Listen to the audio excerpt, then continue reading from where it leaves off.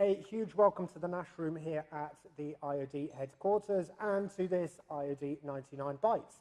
Good news, after months and months of trying, we finally got rid of Jamie and we're joined by Tej from the policy unit. Jamie, if you're watching this, don't worry, we absolutely love you and we look forward to seeing you back next week, mate. So, as always, I'm joined by someone from the policy unit who's going to give a fantastic insight. This is the turn of Tej this week. He's going to talk us through some of the key stories, some of the work the IoD has been doing. And most importantly, I'm joined by a fantastic 99er.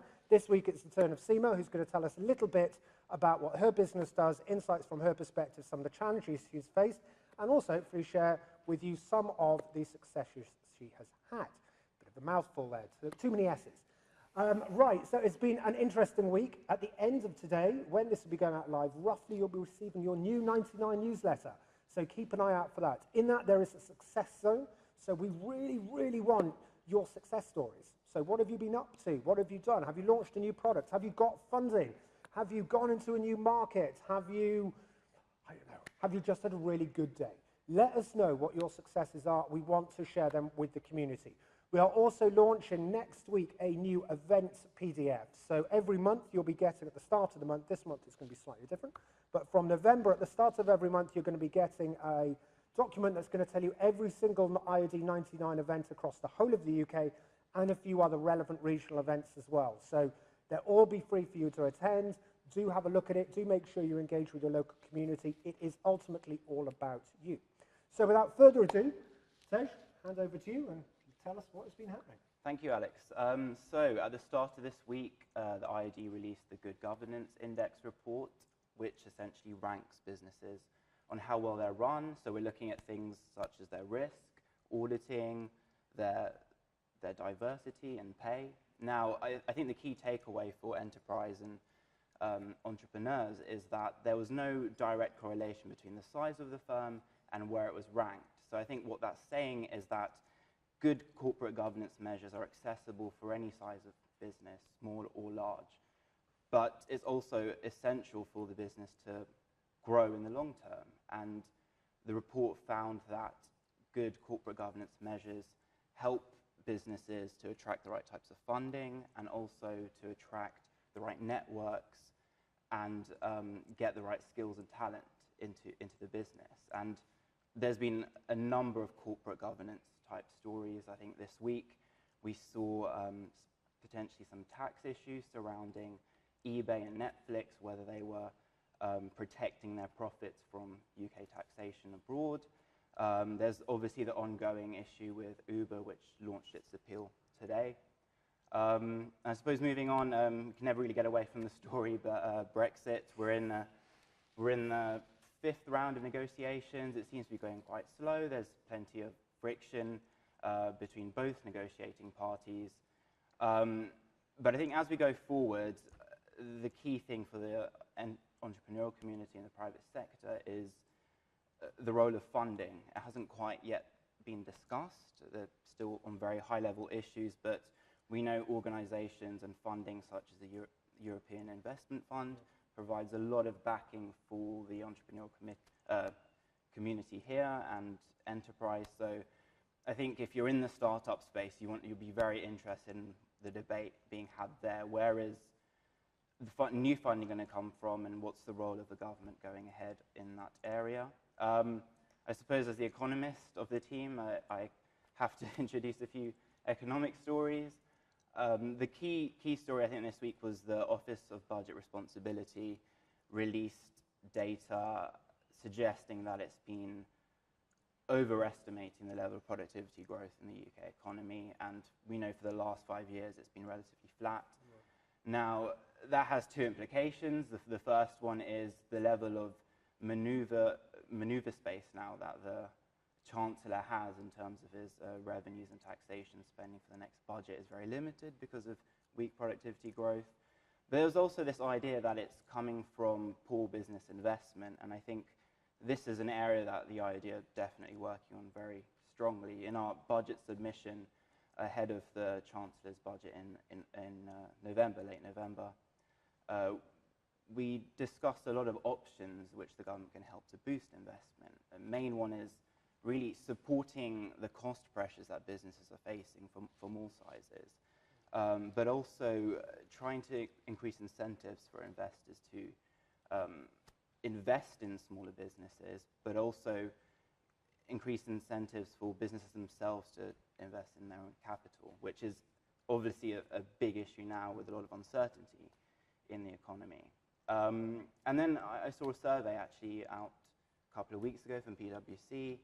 The Young Workforce Index was released by them, and what was very interesting there is the UK ranked about average compared to other advanced economies on things such as education and training for the 15 to 24-year-old demographic.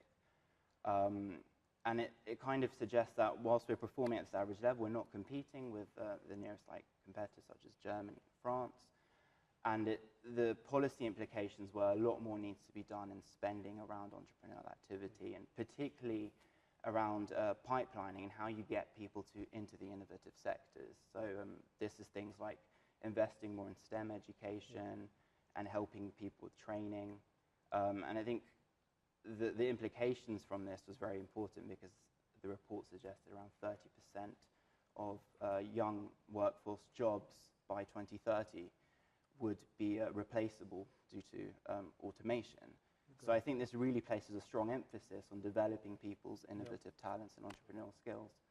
And I think that's all from my end.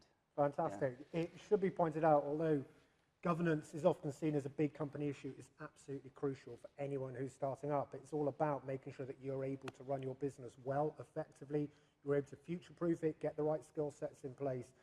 The report is well worth having a look at. Have a look at the press release as well. It is something that 99ers do talk about, or we're starting to see more and more engagement when you're recruiting your first NXT, non-exec director, when you're recruiting your first managing director and things like that. So even though it's focused on a big FTSE 100 area at the moment, it is equally important and equally applicable for any business that is starting up and growing. So Tej, thank you very much indeed for that. Now, Seema, over to you. So what do you want to know? Well, what does your business do? Right. What what have your successes been recently?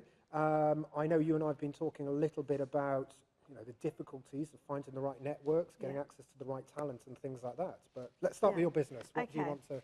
So I founded Splash Creative about 2 years ago.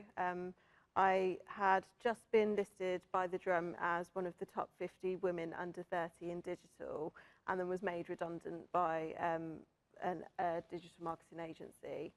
And I thought, well, I've got nothing to lose. I have no job. And do you know what? If my business fails in a year's time, I'm in no different position. So I thought, I've got to give it a go. And yeah, decided to start up my own company. It had a completely different name and a completely different brand when I started up. I'd realised a few months later that it was just, it really wasn't something I was proud of, and went through that process of rebranding. I live out in Essex and had been based in Essex, but moved the business into London in July last year, and it was the best decision I ever made. I was in a co-working space, so I had lots of interaction with other businesses. It felt like I had colleagues, so I kind of got over that loneliness that you feel when you start up. But along with that as well came lots of opportunities to network, and it really did help grow my business. And I think the fact that my brand was right, I felt more confident talking about my business as well. And I mean, for me, I really saw early on the power of networking and how important that is. And I think the more people that you can get out and talk to, it really does help grow your business. And I think where I've struggled in terms of networking is in terms of client acquisition. So a lot of the people that I maybe have had access to don't network with the kinds of people that might have budget to take up my services.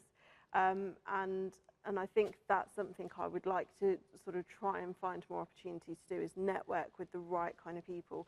And yeah, some more guidance and opportunity to do that would be absolutely brilliant. And it's, I mean, an interesting journey you went through. Emotionally, it must have been bloody tough. You just won a successful award. Your company at the time, in its infinite wisdom, decided to make you redundant. God knows why they did that. But it did give you that impetus. It did sort of encourage you to start up on your own and give it a go.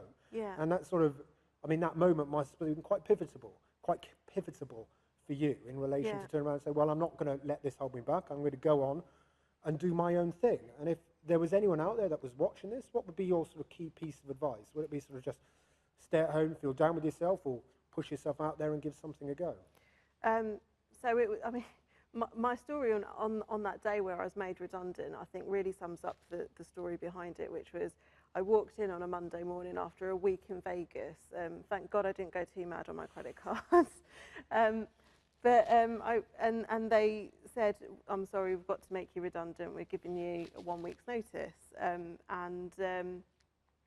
so I didn't really know how to take the news. I was in shock. I walked out the room, said happy Monday, and never spoke to them again. But and then I thought, I couldn't really digest what was going on. I went to the gym, I worked out, and I think that's the important thing, is you've got to find your constructive way of dealing with all the emotions that come with finding out that your whole life's kind of been flipped upside down, and then sort of, you know, seek guidance from those people that you know, love and trust. So my mum and my dad were really amazing. Some of my old colleagues were really great.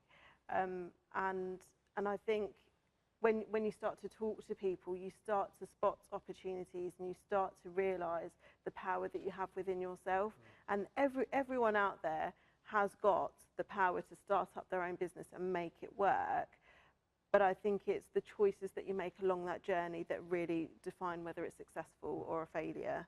I think, like you said, surrounding yourself with people who are going to be your actual support network. Absolutely. And are going to help enable you. And the topic you picked up on, sort of latter part of when you were giving your sort of introduction, around finding the right networks, is something we constantly hear from within the 99 community. There is a huge number of startup events, scale-up events, growth events, accelerator events, and things that's going on for. Yeah. It is incredibly difficult when we are trying to run our own businesses. We're trying to create our own leads, grow our own companies, deal with letters from HMRC telling us we've forgotten something, missed something, we need to do something, or usually pay them something. And then also find events which are going to deliver for you. Yeah. How did you do that? Was it being by targeted? Was it being quite ruthless? Was it being trial and error? Was it, what was your sort of top tip on that? I think it has to be a level of trial and error, because somebody's recommendation isn't always right for you, as much as they might believe it is so.